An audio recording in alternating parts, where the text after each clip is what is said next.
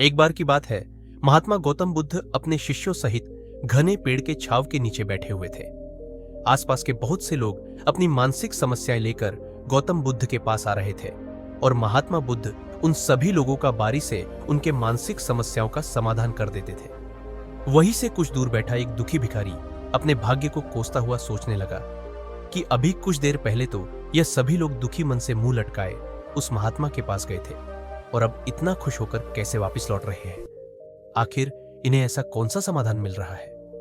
अब वह दुखी भिखारी सोचने लगा कि ऐसा क्या हो रहा है कि यह सभी खुश होकर वापस लौट रहे हैं। यह देखने के लिए वह दुखी भिखारी उस पेड़ के कुछ नजदीक गया और उसने देखा कि महात्मा गौतम बुद्ध तो लोगों को प्रवचन देकर लोगों के दुखों का निवारण कर रहे हैं। यह देखकर उस भिखारी के मन में भी इच्छा हुई, क्यों ना मैं भी इस महात्मा को अपना दुख बताकर समाधान पाऊं और मुझे अपने दुख का समाधान अवश्य ही मिलेगा।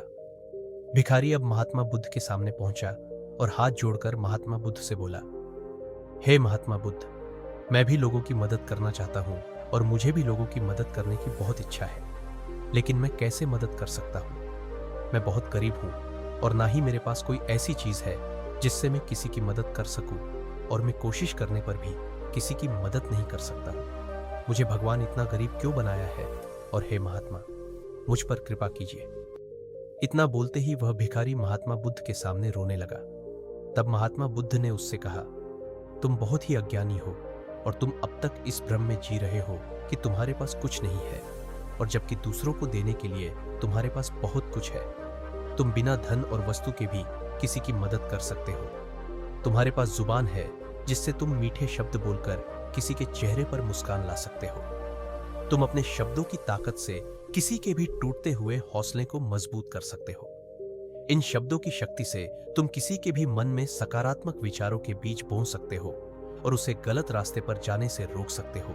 और तुम अपने हाथों से किसी भी कमजोर या लाचार व्यक्ति की सहायता कर सकते हो। तुम्हारी यह दो आंखें किसी अंधे को रास्ता दिखा सकती हैं। तुम किसी के लिए दुआ कर सकते हो या किसी के अच्छे स्वास्थ्य की कामना कर सकते हो, लेकिन अज्ञानतावश तुम अब तक इस बात को समझ नहीं पाए और इस बात के भ्रम में तुम अब तक जी रहे हो कि तुम्हारे पास मदद करने के लिए कुछ नहीं है।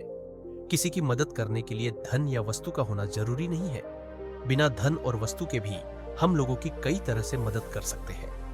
महात्मा बुद्ध की यह ज्ञान की बातें सुन भिखारी के चेहरे पर मुस्कान आ गई और वह खुशी से झूमता हुआ वहां से चला गया।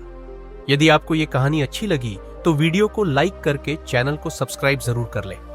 मिलते हैं किसी और कहानी में। धन्यवाद।